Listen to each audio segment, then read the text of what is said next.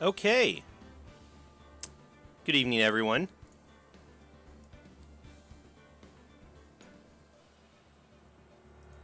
Let's get ready to continue with Chapter 3.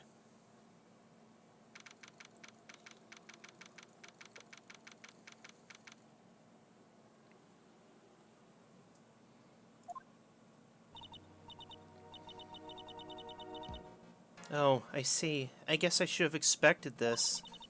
Nobody saw the other guy, huh? Yeah, that's what it sounds like.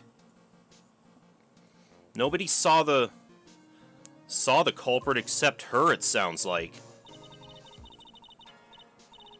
Although, again, that from-behind view makes it pretty blatant.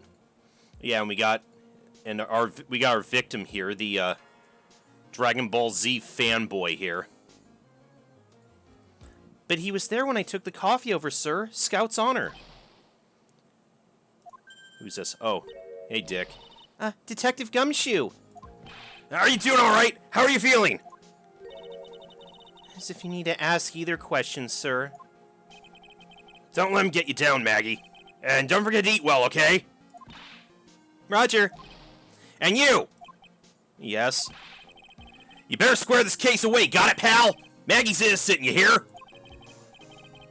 If you screw up, then I'll be doing some squaring away myself. Uh-oh. Squaring away some paperwork for your arrest! Oh, jeez. I think he's serious. Yeah, no kidding. It's... Hey, detective, you're on our side for once, right? Well, I mean, it's obvious he's got it bad for Maggie. Yep. So you'll be able to help Maggie out, right? Really? Can you, sir? Of course. I got the situation under control. I'm gonna be the first witness on the stand today. If something I say doesn't mesh with the facts, make sure you point it out, alright? Hey, Noble. Sure. Okay, we're forming a united front today, pal. Got me? I hope so. I can't tell you how grateful I am, sir. I've always admired you so much, Detective. I know I can count on you. Looks like it should all go pretty smoothly today, huh? I think you just jinxed it, Maya. This is the first trial sequence of this chapter.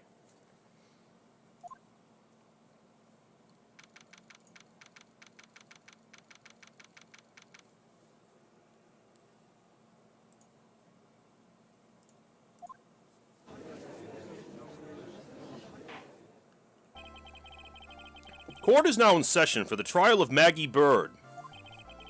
The defense is ready, Your Honor. Hello again, Cyclops.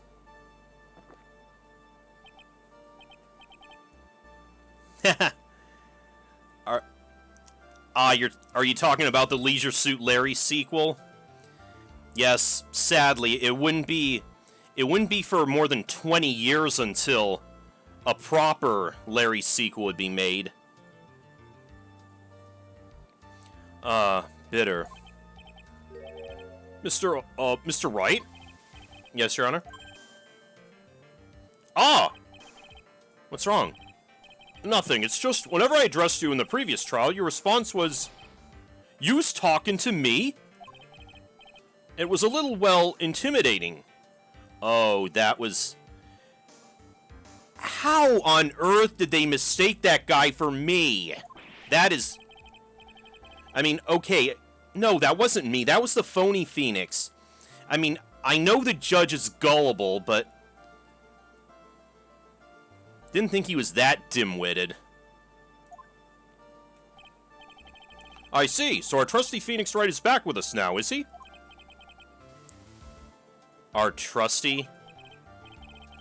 So, Mr. Goda, your opening statement, please. Mr. Trite, whether you're a fake or the real deal, we'll find out soon enough through this trial today.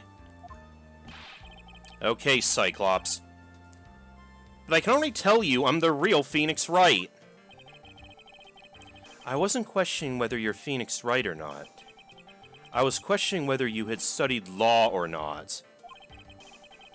Excuse me? That's what I intend to find out. There's no denying it. Behind that mask is a man who really hates me for some reason or another. Where the hell does Phoenix know him from, though? As everyone's aware, the court has already given its verdict on this case once. Therefore, I won't stand for irrelevant testimony during this retrial.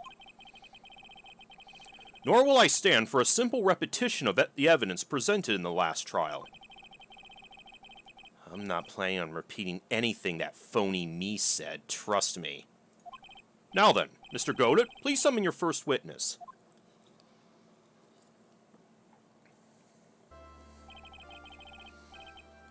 Let's start with the formalities, shall we? Name and occupation.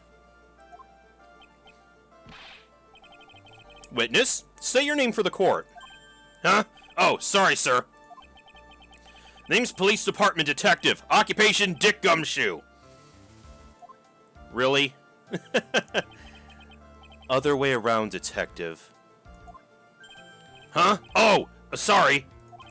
Anyway, I'm the officer in charge of this case since yesterday, sir. Since yesterday? Yeah, the guy who was on the initial investigation's tied up with another case now. I hope Gumshoe's really got everything under control for everyone's sake. I see. So, Detective Gumshoe, would you outline for the court the basic facts of the case? Yes, sir. The victim's name was Glenn Alig. He was a professional programmer. And Dragon Ball Z fanboy. He was on the payroll of Blue Screens Inc., a local company. This is the victim's autopsy report. The court accepts this into evidence. Died of potassium cyanide poisoning. Time of death was between 1:30 and 2:30 p.m. And here are the floor plans of the restaurant.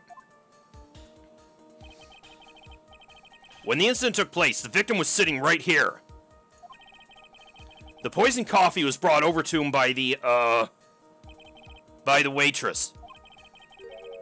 The waitress being the accused? Yeah.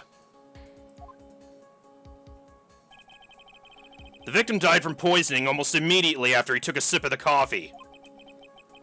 At the time of the incident, there were 2 other people in the restaurant. Mr. Jean Armstrong, the owner and chef, and a regular by the name of Mr. Victor Kudo. Okay, that's what we've established thus far in our investigation. Still seems to be a very straightforward case to me. Okay.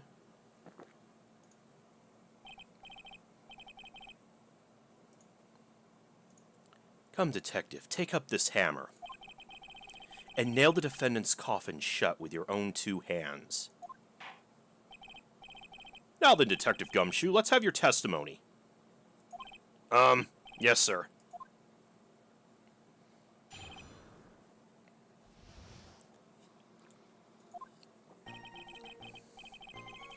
When the incident took place, the victim was alone at his table, sir. We understand the guy, Glenn Alig, was listening to the radio at the time. Traces of poison were found in his coffee cup. And what we found was potassium cyanide. That stuff really packs a punch. And, it looks like Mrs. Bird might have, well, had some kind of a motive. Oh yeah, we found out about that lottery ticket too, didn't we? Using the dark, aromatic depths of coffee to conceal the poison. Classy lady. The facts of this case seem to be ironclad. Mr. Wright, I'd ask you to begin your cross-examination, but... Yes? Please, no intimidation tricks this time around, is that understood? I already told you that wasn't me! It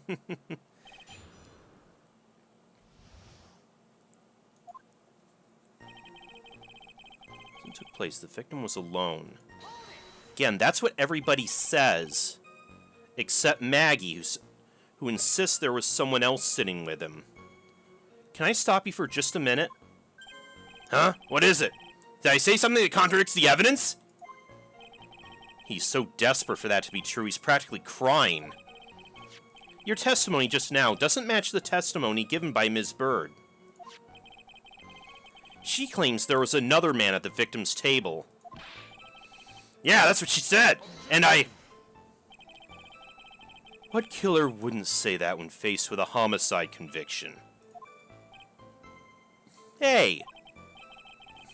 Sadly, her testimony isn't supported by the owner or the other customer. Isn't that right, Detective Gumshoe? Yeah, it's true. Their two testimonies tie up on that. They both said there was no other guy at the table. What should I do? Should I press on this point a little harder or not? Let's try to get everything we can out of this. Well, maybe the other witnesses just missed him. Perhaps their view of the victim's table is obscured in some way. Huh. That argument's as weak as the coffee at Trebien, trite. I have here in my possession a ticket. A ticket? It's more like a photo to me. Yes, a one-way ticket to Guiltyville. Population, the defendant.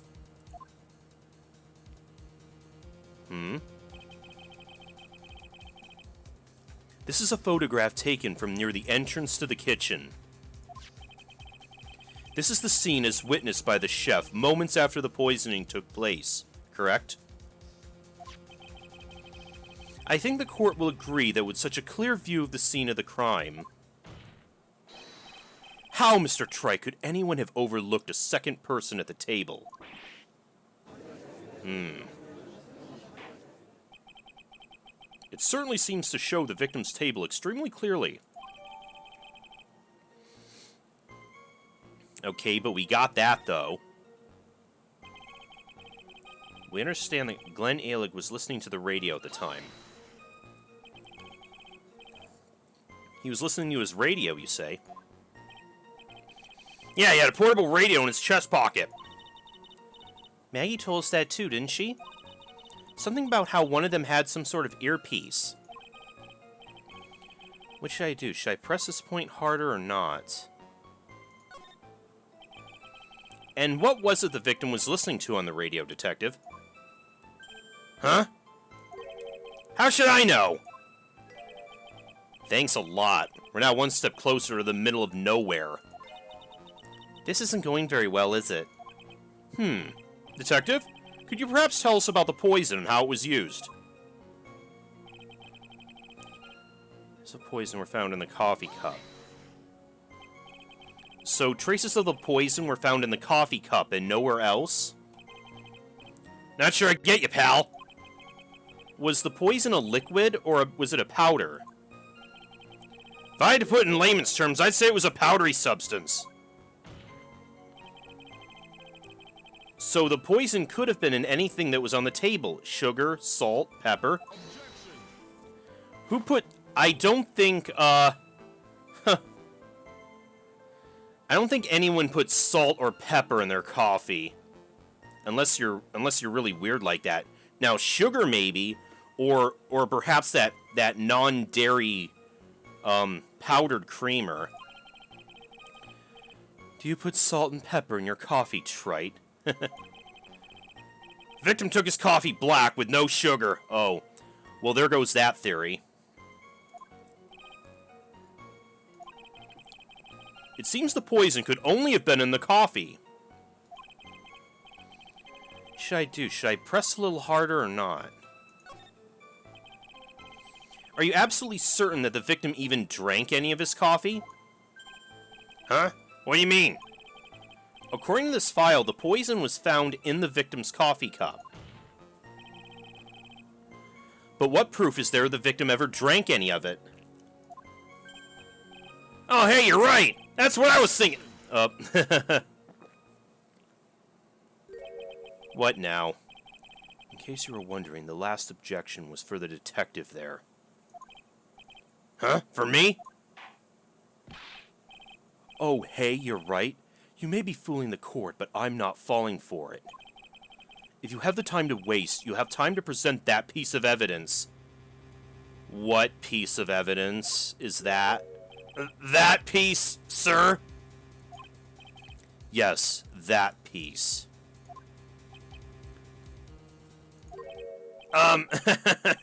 What piece was it again? Oh dear, he's... poor Dick. He's trying to cover for Maggie, but...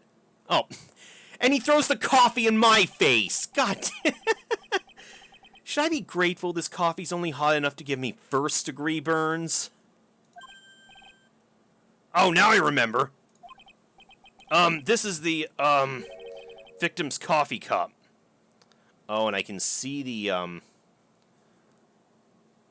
the lip mark on it. Yes, the victim's coffee cup. Take a good look at the rim. Oh yes, it's unmistakable. There's clearly a coffee stain on it. Conclusive proof that the victim did drink the poisoned coffee that was in this cup. The victim gulped down the bitter death that the waitress brought to him. Like this. Whoa! For the record, the only prints on the cup were the victims and the defendants.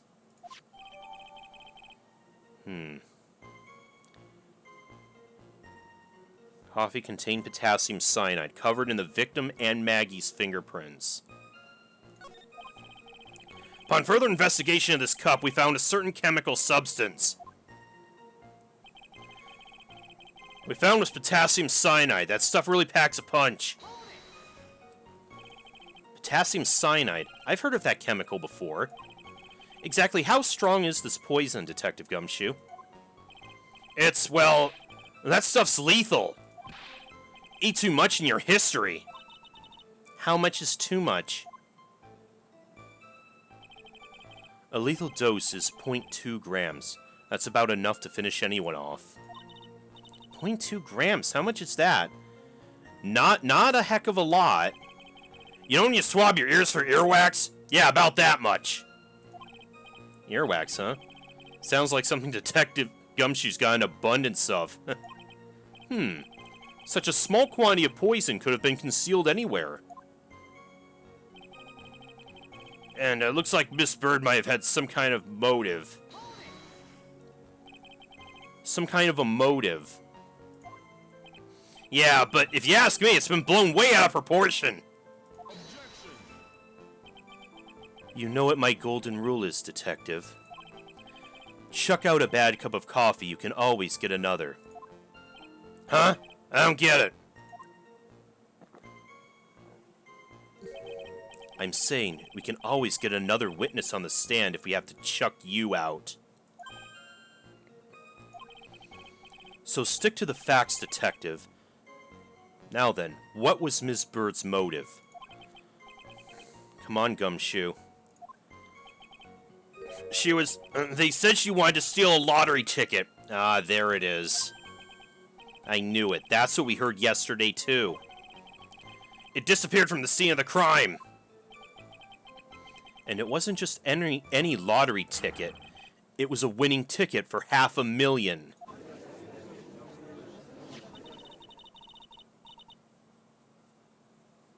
Mr. Armstrong knew about the ticket too, didn't he? Ah, yes, that's right. But he stole the wrong one. Hey, Coolio. Then is it possible Maggie stole the winning one? What should I do? Should I press on this?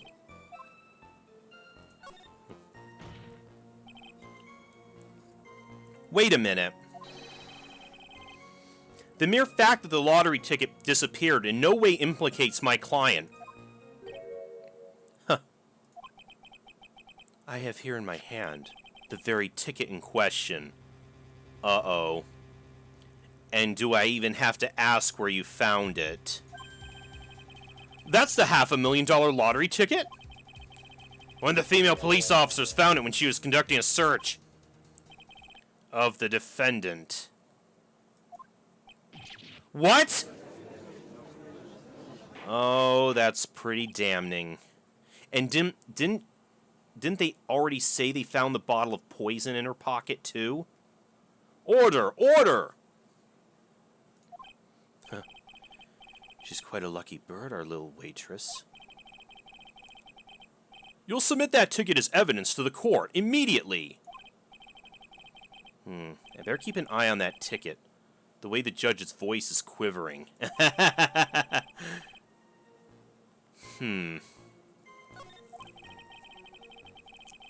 This ticket was presented to the court in the previous trial, too. But it feels heavier now, somehow. $500,000, you say? It's just a scrap of paper. What matters is where it was found, Your Honor. And that's on Maggie's person, unfortunately. That's enough. The facts of this case seem overwhelmingly clear to me. The defendant had ample opportunity to commit the crime of which she's charged. Furthermore, it seems beyond reasonable doubt that she did indeed commit this crime. I like an old man who knows the score. There's also the matter of the $500,000 lottery ticket. That alone provides a very credible motive. I mean, for that sum of money, even I might be tempted to bend the rules. Oh my god, this I don't mind an old man who's weak to the siren call of money. Not good, Nick. The evidence against Maggie's starting to pile up fast. Yeah, it's because the court's ruled guilty once already. I'd say it's about time to wrap up this repeat performance. With one final decisive piece of evidence. He's got more evidence against Maggie? This is the apron the delightful Miss Bird was wearing at the time.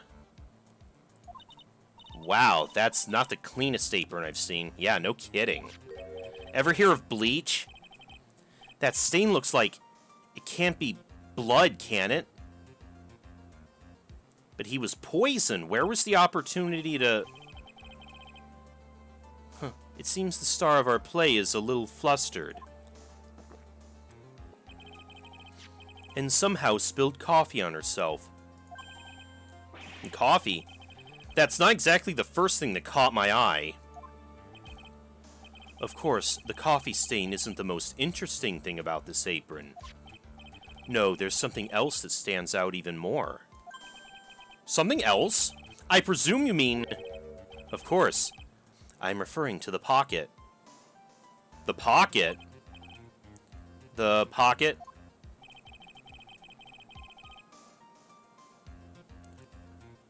A search carried out right after the incident uncovered this. Potassium cyanide. The very poison used by the killer was in her apron pocket. A bottle of poison in Maggie's pocket? Yeah, and Maggie's prints were the only ones on it. Ooh. What? That does not sound good. Order! The court will accept these items into evidence.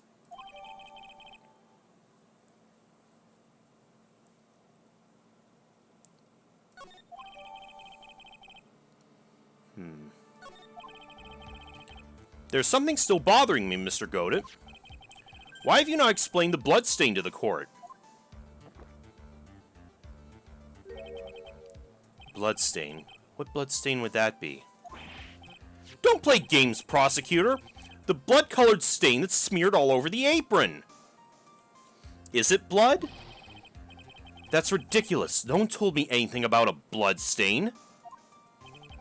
You don't need to be told, just look at it! Well, detective? Could this stain really be blood? No way, sir. Or, I mean, she works at a restaurant, so... it's just ketchup, sir. Ketchup? She must have gotten some on her apron while taking someone their breakfast that day. You could have spoken up a little sooner, Detective Gumshoe. Pull a stunt like that again, I'll have you drink 17 cups of ketchup, witness. Ew. Ugh. Thought everyone knew what it was already. And I, for one, find ketchup disgusting, so that would be the worst punishment ever.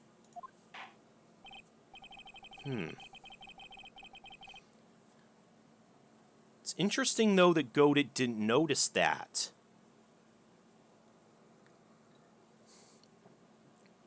Yeah, maybe it is... I guess it is the red visor that he wears. Cause him to not notice. I haven't seen anything yet to make me doubt the last ruling I made on this case. The motive, the opportunity, and the supporting evidence. They've all been clearly established. Well, Trite, it seems you really are a phony after all. You really know how to drive a man nuts. Witness, please continue with your testimony. Describe for the court the crime scene and the findings of your investigation there.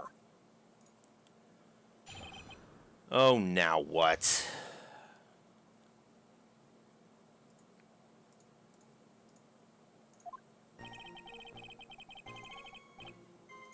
The crime was reported at 2:25 p.m. by a kind of scary old man, sir.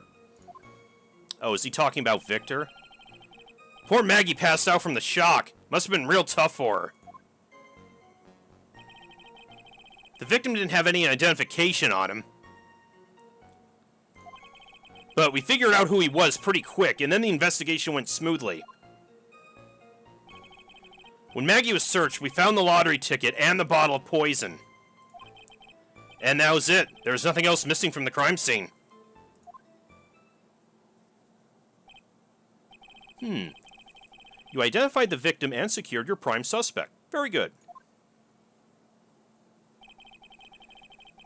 Last chance to convince the court you're a real lawyer, Trite.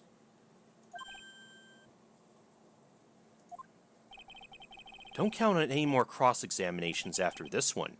So, let the fun begin. Oh, we'll get to that.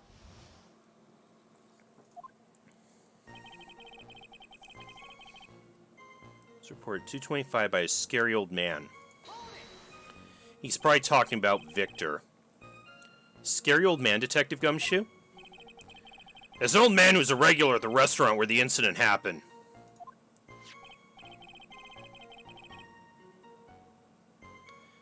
Oh, we're obviously talking about the same old man.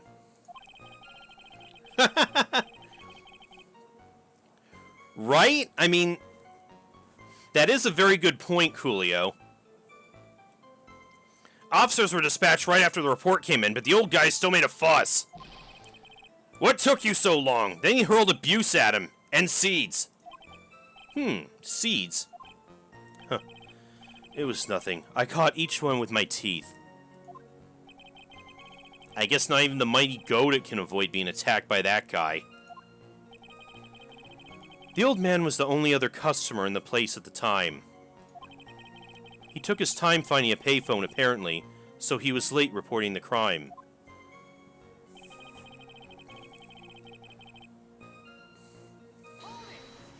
Maggie passed out from the... How long was the defendant unconscious for? The officers got to the crime scene around 2:40. Maggie was still out cold in the kitchen at the time. Took about another 10 minutes or so before she came to. I would have liked to have been on the scene myself. I'll bet you would have liked to have carried out the search.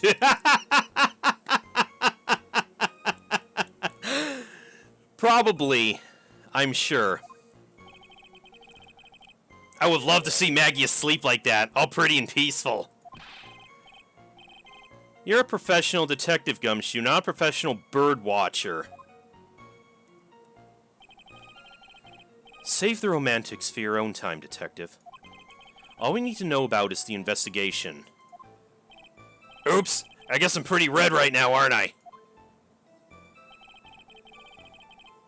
He didn't have any identification on him. We figured out who he was pretty quick.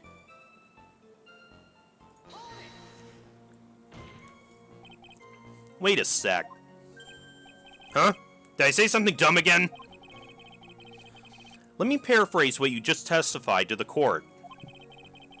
The victim didn't have any form of ID on him. That's basically what you said, yes? Yeah, basically. In that case, how were you able to identify the victim so quickly? Oh, that. He's so let down, he's got the whole sagging shoulders and puppy eyes thing going. What is it now? There was a prescription bag on the victim's table along with a lottery ticket. It seems Mr. Glenn Ellig visited the doctor before he went to Trebian. We got the victim's name from the medical records of the doc who prescribed the meds. That's a reliable enough source for the court. What should I do? Should I leave it alone or ask to hear more? Ask about his health insurance. No, ask about the bag. So, what sort of medicine was in the bag? Well, actually, the bag we found was empty. Huh? Yeah, completely empty. It was completely empty. Huh.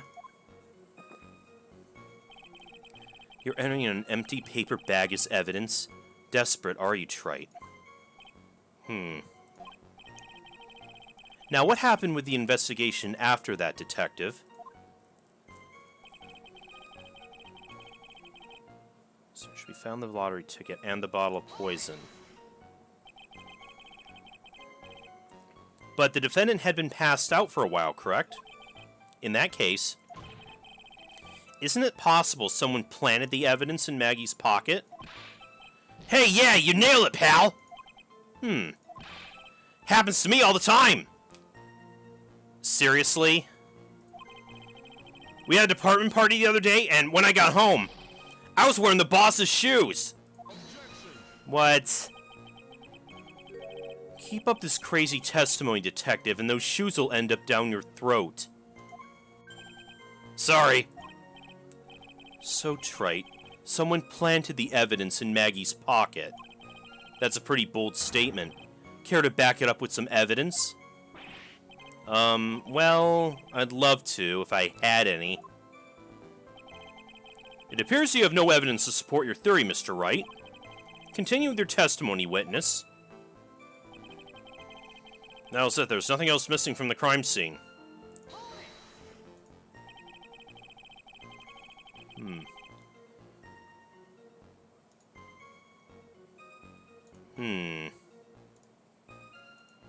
So the $500,000 lottery ticket and the bottle of poison were accounted for. You pass out and get implicated in murder cases all the time? Yeah!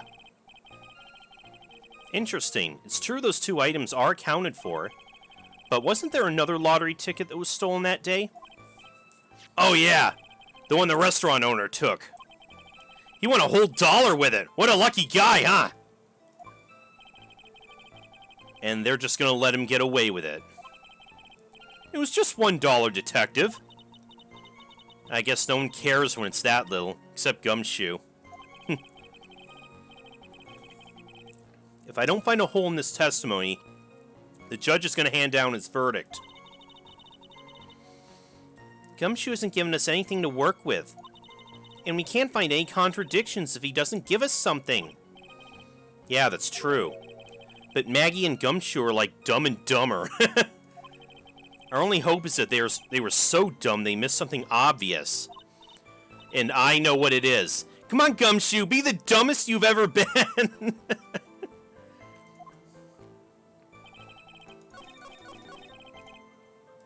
Okay.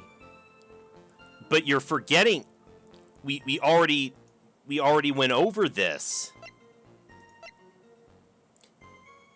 There was obviously some sort of medication in here that's not there now. Detective Gumshoe, I think I should point something out to you. There is just one small contradiction in your testimony. Oh, finally! I was getting all anxious just waiting, so hurry up, will ya? You testified that nothing else was missing from the crime scene. However, the prescription bag you mentioned was empty. Did the officers recover the medicine from the scene of the crime earlier? No, they didn't. The victim was given a prescription right before going to Trebian. Where then did the medicine disappear to? You are too cool, pal! Indeed. Due consideration wasn't given to the victim's prescription in the previous trial. Witness, why do you always overlook such vital pieces of evidence? I guess that's the most careless thing I've done so far, huh? The victim was killed by poison, and the victim's medicine mysteriously disappeared. The victim's own prescription could have been the lethal poison itself. Order! Order! Well, Mr. Godin, what do you have to say to that? Huh. That's all. What?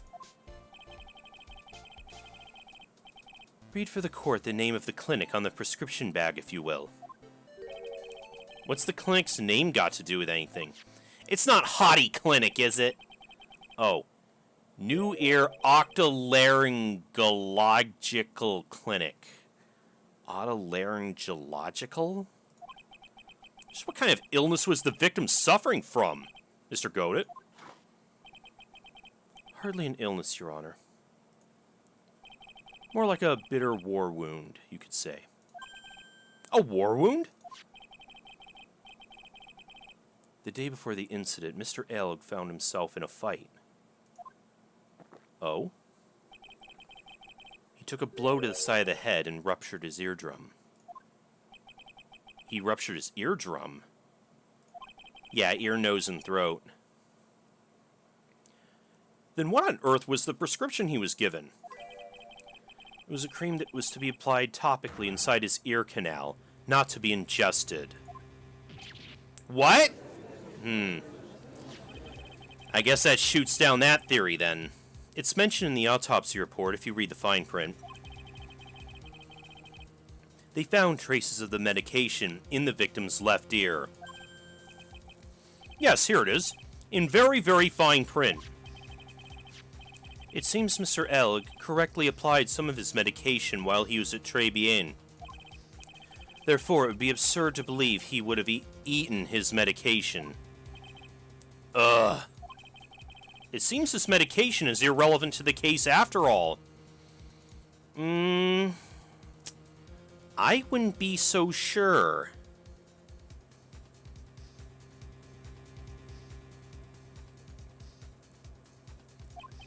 No. Nick?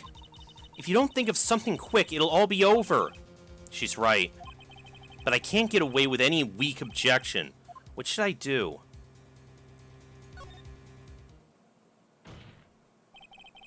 Only moments ago, Mr. Godin made the following statement. It seems Mr. Elg correctly applied some of his medication while he was at Trebian. If that's the case, then why was the medication not found at the scene of the crime? But the medication in question was for topical use inside the ear canal. That doesn't change the fact that it couldn't be found at the crime scene. However insignificant it may seem, it's a lawyer's duty to pursue the truth. You know as well as I do that the medication is irrelevant. It hardly seems likely that a prescription drug would contain potassium cyanide. It hardly seems likely that the coffee the waitress served would contain it either. But it did. The possibility is undeniable.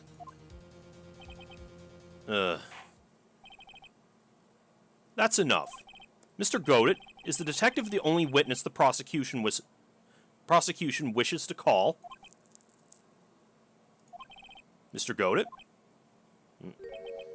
Having trouble with your visor again? I got my own witness I'd like to call, sir. It's the old man who was there in the restaurant on the day of the murder. Victor Kudo, the pigeon hater. Oh boy, don't call. Oh no, not him. The matter of the disappearing medication seems little more than trivial at best. However, it wasn't explored at all in the previous trial.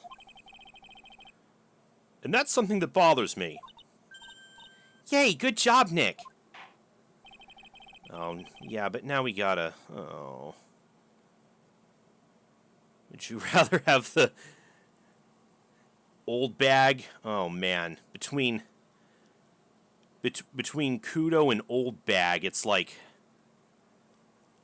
Pick your poison. The court will adjourn for a 10-minute recess, after which we'll hear the prosecution's next witness. Huh. I suppose this means I'll just have to finish you off in my last 6 cups. Court is adjourned for recess.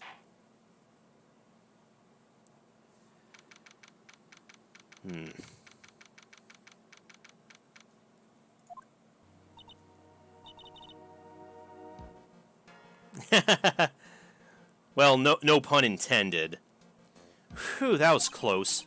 Tell me about it. Nearly died in there. That's my line, sir! No, it's my line! I think I really did die a little bit. Looks like we all nearly died in there. I can't believe Detective Gumshoe. How could he betray me like that? Huh? What? He said he'd help me. But he totally set me up. I don't think he meant to do that, Maggie. He was backed into a corner. I mean, the guy's got to do his job, right? It's okay. I know all about lies and betrayal. I've had them my whole life. But it really hurt this time. It felt like someone punched me hard in the stomach. I hate that guy. I don't ever want to see him again. Oh, dear. Poor Gumshoe. So, the next witness is going to be that old guy from the park, right? Yeah, Mr. Kudo. Lover of waitress outfits and projectile seeds. I'll bet he's going to be really stubborn. I mean, he's pretty set in his ways, you know. Well, maybe, I don't know. Hey, can you channel Mia again? Maybe he'll, maybe that'll make things a little better for us. Yeah, he's gonna be a big old grouch. Are you gonna be able to handle him, Nick? Yeah, I can take whatever he throws at me. Even those never-ending bird seeds.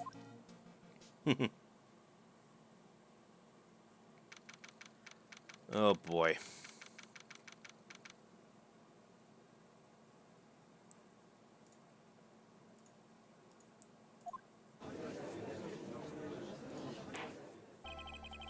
Court will now reconvene for the trial of Maggie Bird.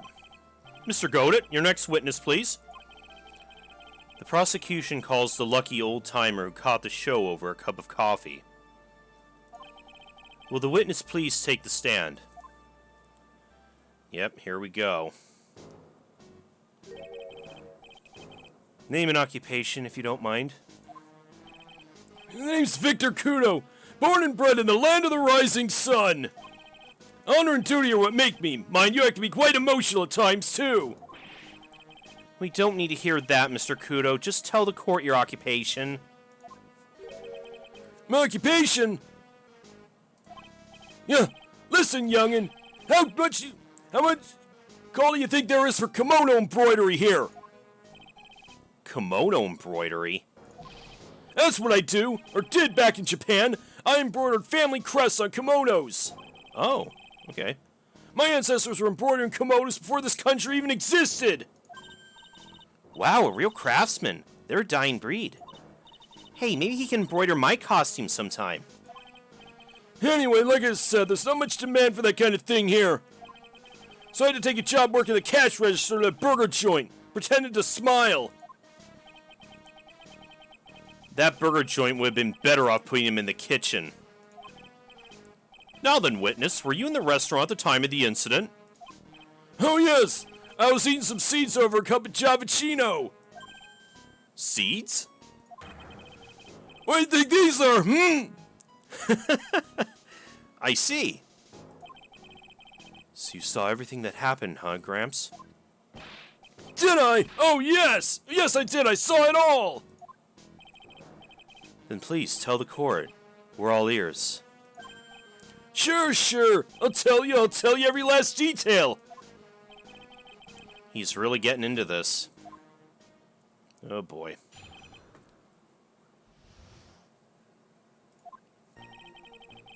The young man was reading the sports paper. The serving girl brought him a Javicino, but she put something in it. The man took one sip of it, looked like he was in terrible pain, and then collapsed. That's the serving girl, right there in the defendant's chair. I remember her well.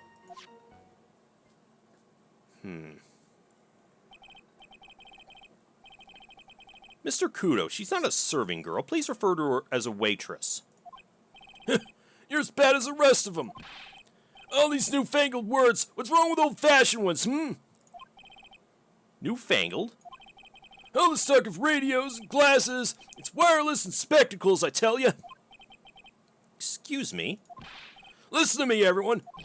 Don't forget the old values. Don't let the good old days slip away.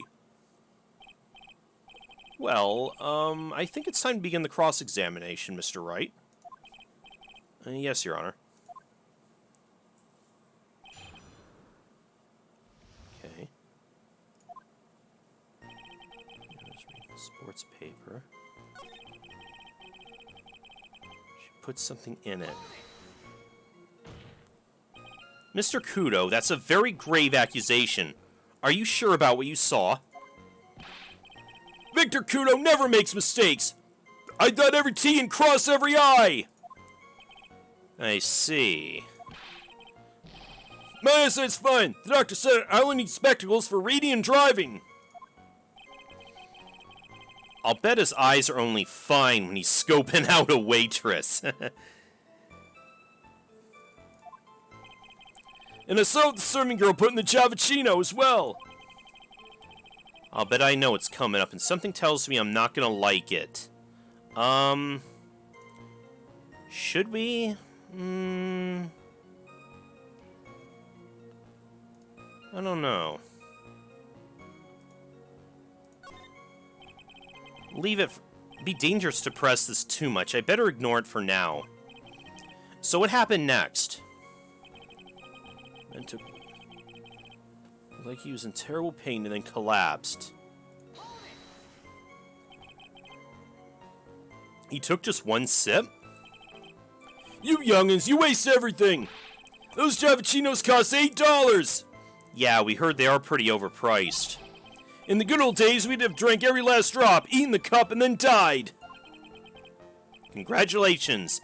You have earned the title of baddiest man to grace a courtroom. So it was an immediate death. Well, with potassium cyanide, I suppose it is possible. Oh yes, he slumped over without so much as a twitch. I felt the Javicino I just drank turn sour in my mouth. Oh yes, I know that feeling. Yeah, he drank their coffee too. And the waitress, I presume she's... That's the serving girl right there in the defendant's chair. I remember her well. You said I remember her well in reference to the waitress. Did she have any particular features you can identify her by? Particular features? It's a disgrace, that's what it is. Sorry?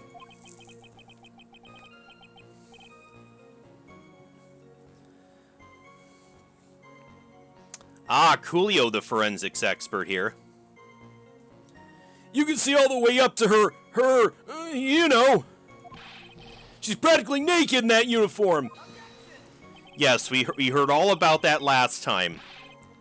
So, the particular feature you recognize about the waitress is her outfit.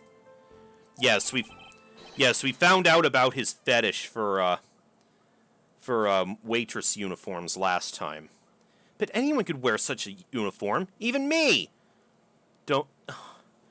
You had to grace us with that visual image, didn't you, Phoenix? Mr. Wright, please spare the court of any further mental anguish from that image. It took the words right out of my mouth. Don't get all excited, Nick. You gotta keep yourself together. I guess I got a bit carried away. There are other things I recognize about her, too. I'm sure there are. He seems pretty sure of himself. What should I do? Sure, you saw a waitress take the coffee over to the victim. But what matters is whether that waitress was Maggie Bird or not. Quite right. Mr. Kudo, those other features you recognize about the defendant, I'd ask you to add them to your testimony. Sure. There was a ribbon in her hair, and her apron straps were loose. Oh, I'm sure you'd notice that part.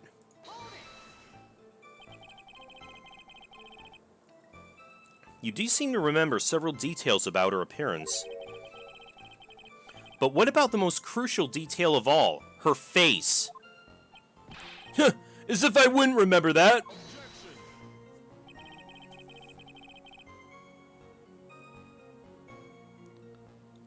The witness noticed the straps on the accused apron. He's unlikely to make a mistake about her face. What is that, Coolio? Is that an actual picture of the image in question? Oh my god, it is. Can I do a window capture here real quick? I'm not sure how easy that's going to be. Hold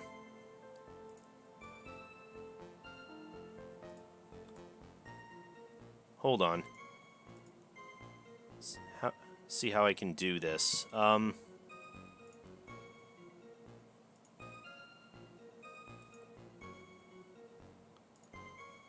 geez.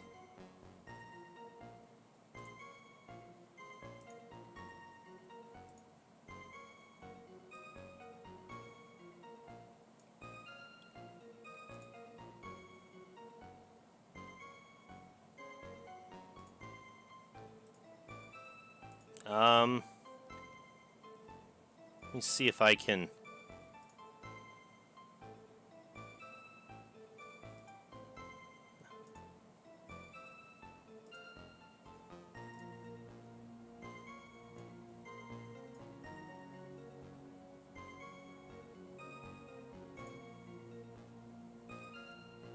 Okay, that's what he that's what Coolio just showed me.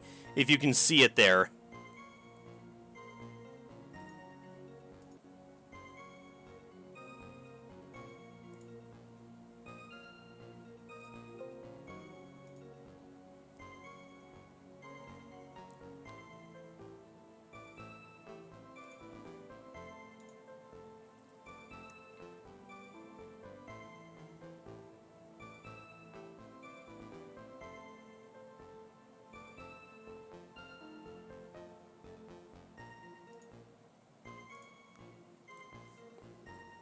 That's right, I can even tell you the color of the ribbon in her hair. It was red. So you see, there's nothing wrong with the witness's eyesight. There's no doubt he remembers the waitress pretty well. What should I do? I get the feeling there's something more to this somehow.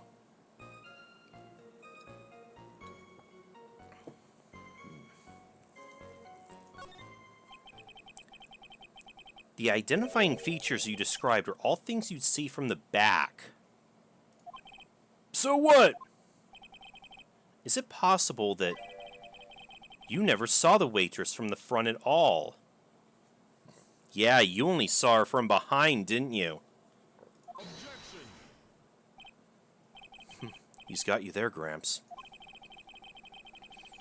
People normally talk about facial features when they're asked to describe someone. But this witness's testimony is nothing but straps and ribbons. This is harassment! I'll tell you, I'm not obsessed with straps or ribbons. I'm just telling you what I saw.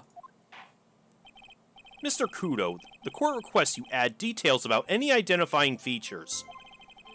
Features you observe from the front, that is, to your testimony. Sure. This old man's testimony is getting longer and longer. And if I can't find a hole in it soon, it'll get even longer, I'll bet. There wasn't anything that caught my interest about her when I saw her from the front. You didn't find anything to be distinct, but you did clearly see the witness's face, yes? No question about it! Didn't come this far to back down now. Victor Kudo never backs down! That's not the answer I was looking for, but okay. This has turned into a matter of pride for old Seedy now, I guess. I wonder if he really did see Maggie's face or not. Like I thought, we need some concrete proof of this. Proof the old guy didn't see the waitress clearly from the front. Yes. Do you think old Seedy really saw Maggie do it? Well, he probably had his eye on the waitress the whole time. That's why he was there. But he was there for the cute outfits, right? Not the waitress. I guess. She makes a good point, though. Hey, did I just say something clever? I wonder if the waitress Mr. Kudo saw really was Maggie. That's what we have to figure out. That's what we have to figure out, Nick. Yes. There was nothing about her. Nothing distinct, even some very conspicuous stains.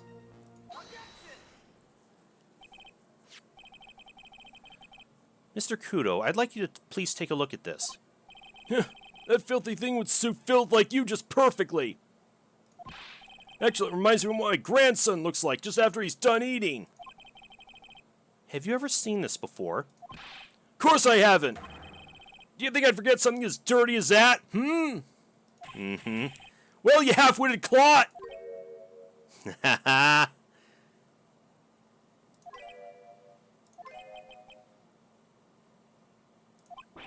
What? What is it? Ever since I said you half-witted clot, there's been an eerie silence in here. Mr. Kudo, this apron is the apron worn by the defendant on the day of the poisoning. Huh? And as you just said yourself, you wouldn't forget something like this. Which means if you had really seen this apron before... Huh?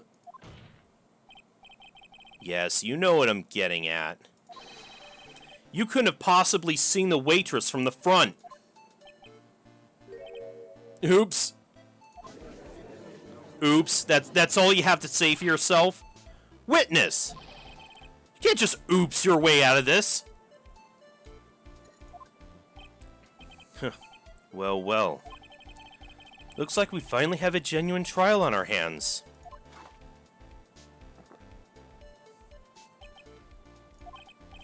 Listen, Trite, here are the facts.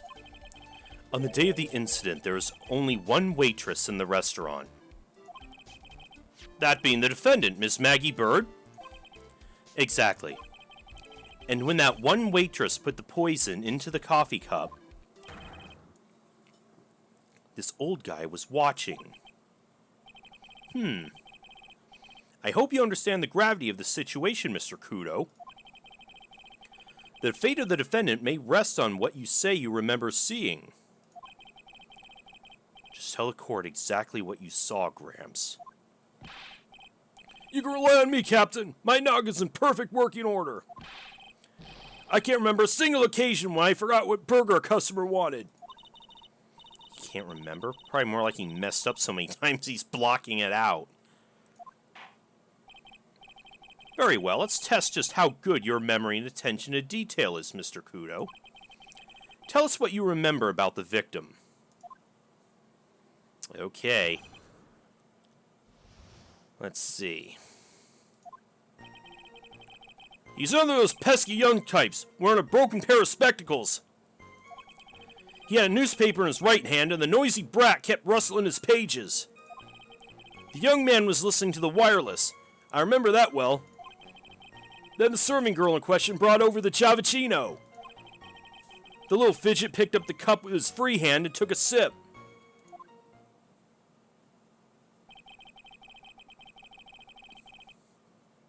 Testimony you've just heard was to test how credible the witness's memory is. It seems to me that he remembers the victim in a great deal of detail. Oh yes, I hate those you-know-what types who are so vague about everything. How are we going to handle this, Nick? We only need to do one thing. We just need to prove that the old man's memory is shot. Just trip him up, you mean? Isn't that kind of cruel? To him, no. I suppose, but it's what I do best.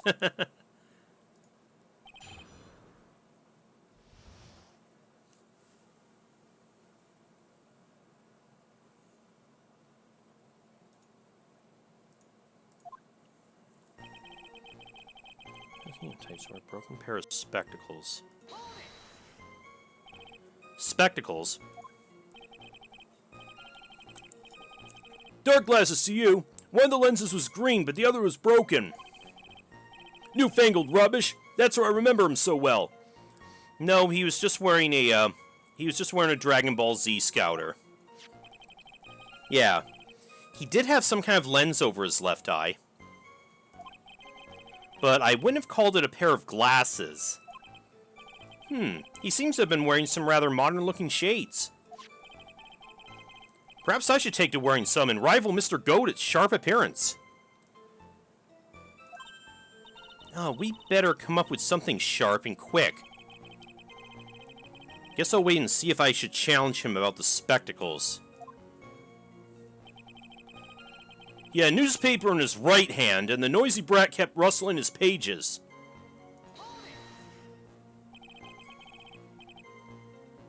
The newspaper was a sports paper, was it? That young hooligan, I nearly asked him, can't you even read without fidgeting? How was I supposed to be able to read the back page with all that rustling going on? And by the back page, you meant... I need to find out if Guts and Braun retained his championship title.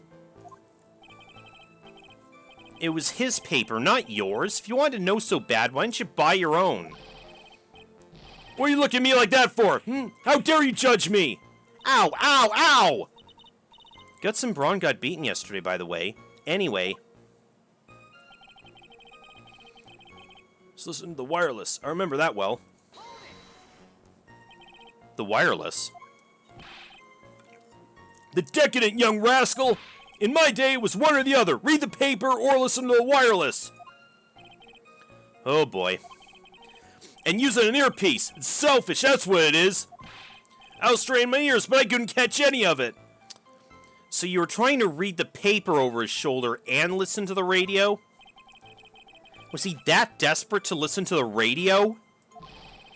What are you looking at me like that for, How dare you feel sorry for me? Oh, jeez. Then the serving girl in question brought over the Javicino. Yeah, your power level, it's more like 3. I mean, the waitress, who you only saw from behind, right? You're one of those, aren't you? You never let anything go, isn't that right? Maybe. What's the matter if I saw her from the front or behind? My eyes don't lie! I better not push it till I got some hard evidence. Little Fidget picked up the cup with his free hand and took a sip. His free hand? Yeah. Which hand was that? Weren't you listening before, cloth ears? I said he was rustling the newspaper with his right hand, didn't I? If his free hand wasn't his right hand, which is it, you moron? Perhaps the great Mr. Trite has 3 hands.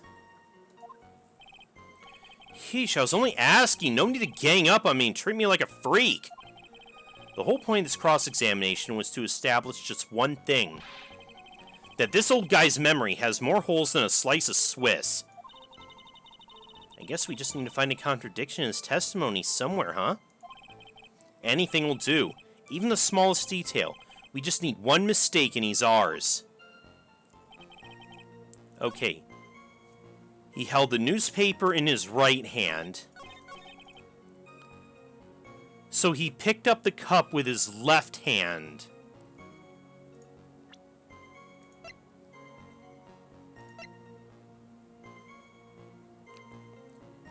But with the lip stain here on the cup, it's clear he picked it up with his right hand. There it is.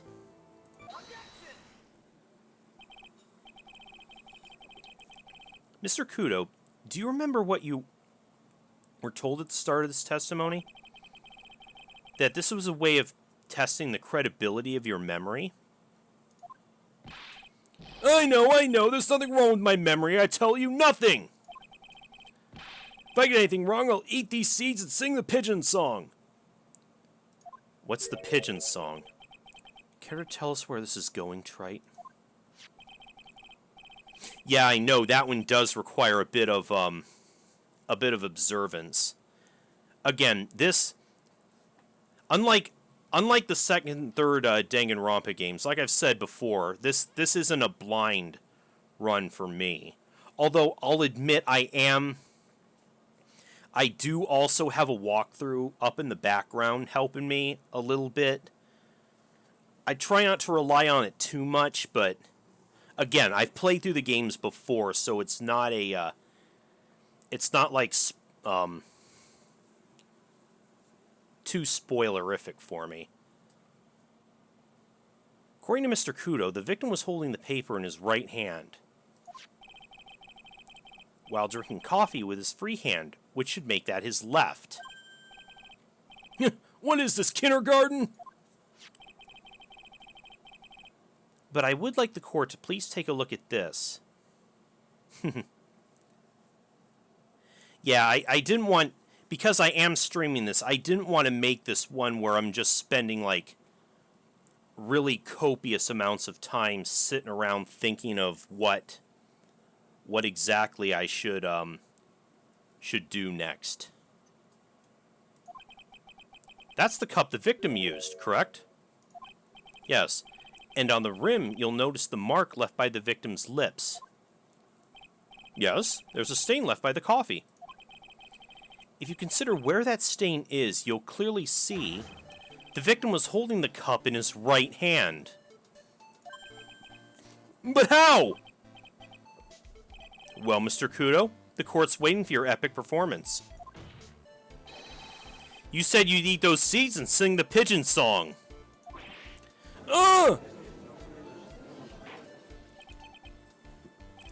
Mr. Kudo, I'm afraid this is simply not acceptable. I think the witness had better go back— Wait! Oh? What now?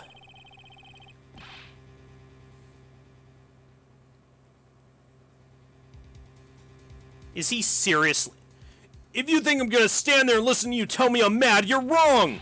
I don't care about that dirty coffee cup. I know what I saw!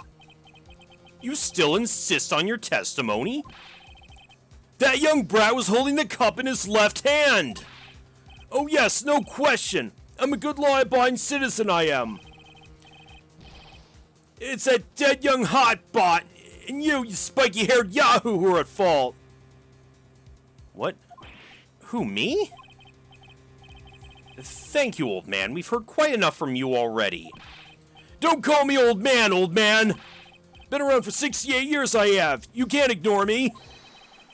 Listen to what I gotta say! Oh, God, this— I'm sorry, Mr. Kudo, but— Sure, why not hear a little more? Mr. Godet? But this is my 16th cup of coffee, so this is your final stand. Thank you, Captain! You can rely on Victor! Oh boy, he's— Now what? Now what's he gotta say for himself? The boy was wearing the earpiece on the same side as the green lens of his specs. He kept fiddling with it all the time. He was fiddling with it just before he picked up the cup, too. And then he used the same hand to pick up the cup. His left hand.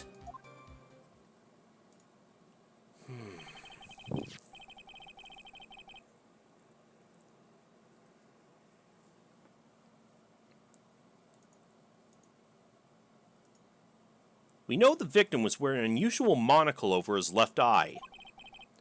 It wasn't a monocle, Your Honor. It was a small computer monitor often used by programmers. A monitor? You mean like a television screen? The inside of the lens is a screen that displays computer data. Right, to read power levels. It's called an HMD. It's a common tool in the victim's line of work. H-sheet, TV, DVD, CD, all those newfangled letters drive me mad, but they don't matter. I know what I saw, and I'm telling the truth. It's true, he doesn't seem to be lying. And those are the facts, in good old black and white. He's wearing the earpiece on the same side all the time. It's the same hand to his left hand. You seem very sure of yourself, Mr. Kudo. That's because I know what I saw, no matter what tricks you try to play on me. Looks like he really did see the guy picking up the cup with his left hand. This is a dead end. Well, Nick, what do you think? I think the guy's telling the truth. But even so, something's not quite right. Then chuck evidence at him until he breaks. But if he's not lying, there wouldn't be any contradictions in his testimony, right? The earpiece on the same side.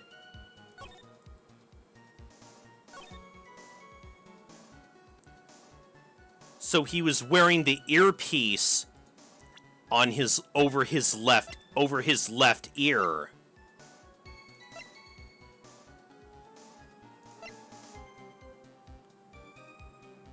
Where was that? Where did we find the...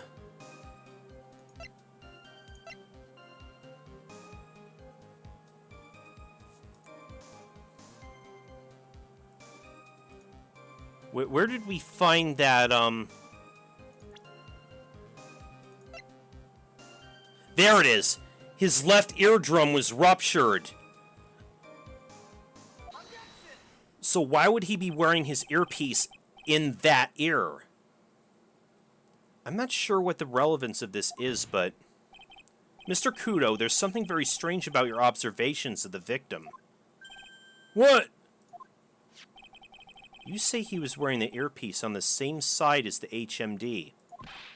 No question, you can lock me up if I'm wrong. It was his left ear, without a doubt. I could only see that side of his head from where I was sitting. I don't think so. What'd you say? You're no doubt unaware of this fact, Mr. Kudo. But the victim couldn't hear with his left ear. His eardrum was ruptured. Huh? Traces of medication for his condition were found in his ear canal. That's right, it's impossible the victim was wearing his earpiece in his left ear. Because he couldn't even hear in that ear. Is that true, Captain? It is. Pigeon! Really, pigeon! Oh god, what? Oh, he's breaking down. Order! Order! This witness's testimony is completely unreliable. He only saw the waitress from behind, and he claims the victim was wearing an earpiece when we know his eardrum was ruptured. Well, Mr. Godet, a single drop of milk is all it takes to destroy the pure black magic in the cup. This old man is my drop of milk. Captain, are you calling me a drip? More than that. This is the victim's coffee cup in which the potassium cyanide was found. The mark on the rim clearly shows the victim picked it up with his right hand. I'll never back down. I know I'm right. The lad drank his Javicino with his left hand. Let me put you out of your misery. Clearly, the victim used both hands. He took a sip with the cup held in his right hand, then switched to his left. That's what the old man saw. Impossible. The witness has already testified on numerous occasions that the victim died immediately after taking just one sip of the coffee. Which hand the victim used to pick up his cup is irrelevant, Your Honor. The facts still stand. With one hand or the other, Mr. L drank the poisoned coffee. Like this! Sadly, Mr. Godot, that doesn't wash. The point of this testimony was to establish whether the witness's memory is credible. And the results are clear. The testimony given by this witness is useless.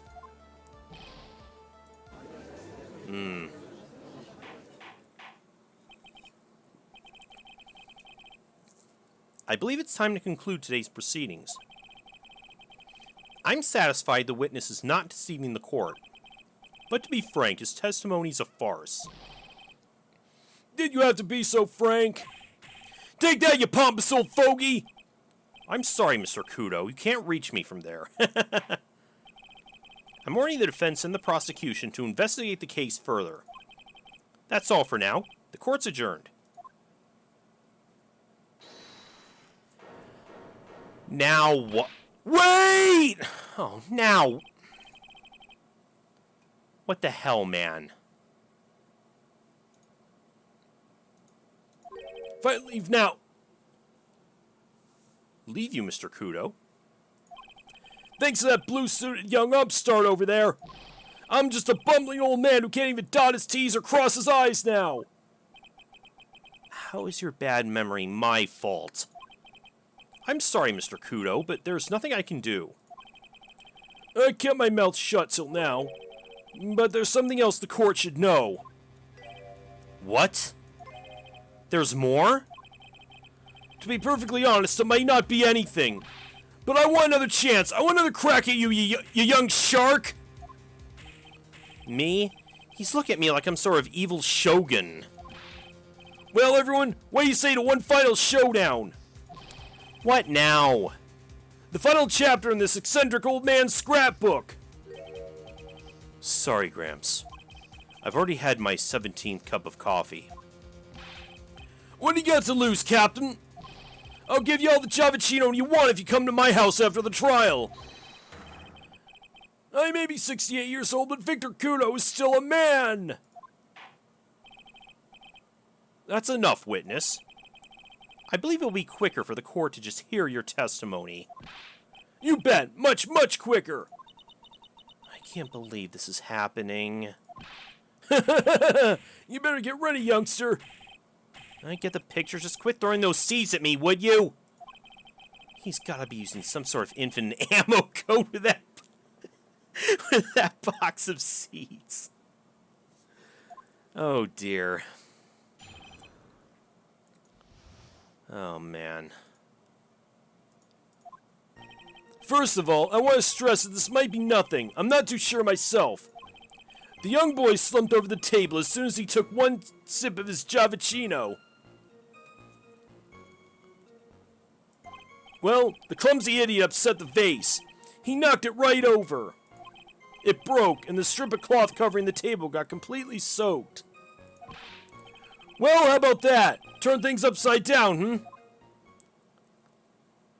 He knocked a vase over. Is that all? Yes, that's all.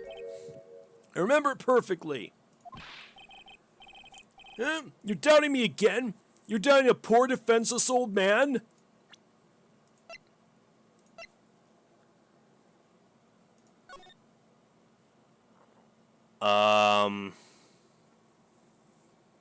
Yeah, I kinda am doubting you.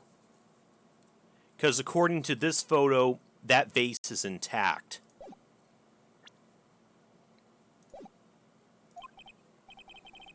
No, we're not doubting you, Mr. Kudo. Don't you get the feeling there's a question hanging on everyone's lips, Nick? Yeah, so what? Probably. That's all I can think of, and I'll have to cross-examine this guy. You're a bird brain, that's why that's all you could think of? Very well, Mr. Wright. Your final cross-examination, please. Okay, this is an easy one. He's just swatting at the air right now. Upset the vase. He's really giving you the evil eye, Maya. It's you he's looking at, Nick, not me. It's like he's saying, I triple dog dare you to find a contradiction, youngin'. Guess I'll just have to rise to the challenge, then.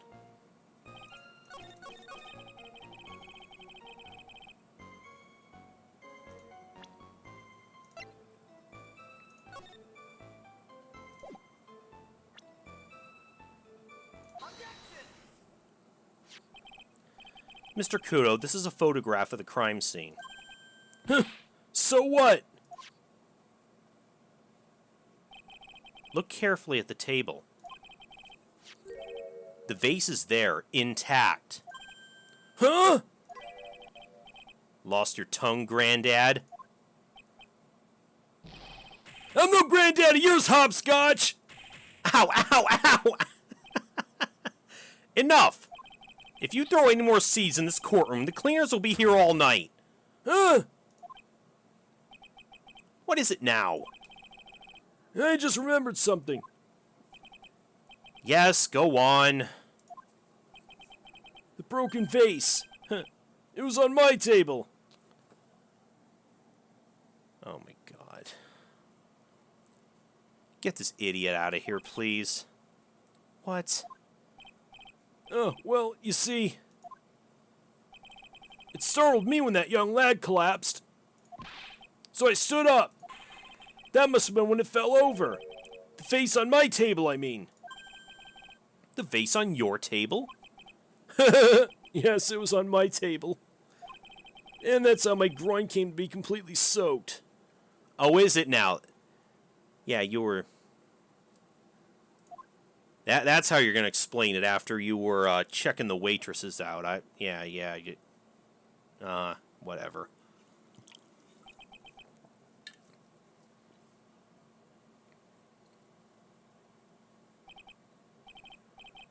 Thank you, Mr. Kudo. You've certainly earned your kudos for today. I'd like to ask a question now. Have I been any use at all? No! Perhaps that's something you should reflect on yourself, Mr. Kudo. Wait a minute. If that's the case, there's more. I've got more to say. Oh, yes, I remember something else. Bailiff, escort the witness out of the courtroom. Wait, listen to me. Oh my god. Thank you, bailiff. Good God. Well, we seem to have been considerably sidetracked. We sure did. And I'm still not in a position to deliver a verdict. The defendant has not been positively identified as the waitress in question. The judge did something useful. Alert the media. Yes. Additionally, there are two disparities in the testimony we've heard thus far. The mark on the coffee cup the victim supposedly drank with his left hand. And the earpiece, which was inserted in his left ear, out of which he couldn't hear. Wow, Nick, you did it.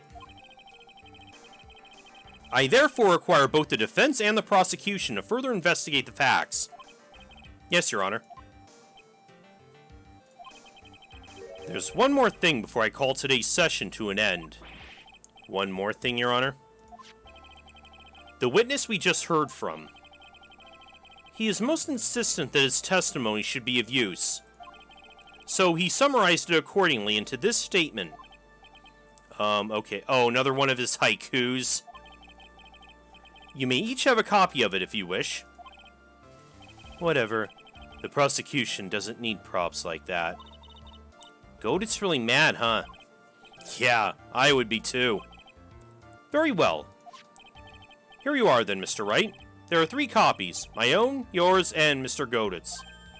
Yes, Your Honor. When the incident occurred, I broke the vase at my seat. I'm sorry. I'm sorry? This isn't a piece of testimony. More like a 5-year-old's apology. The heck are we supposed to do with 3 copies? That is all. The court's adjourned. Oh, finally.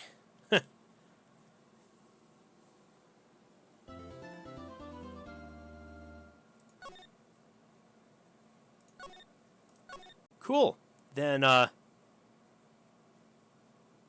take a quick break and I'll be back in just a few minutes.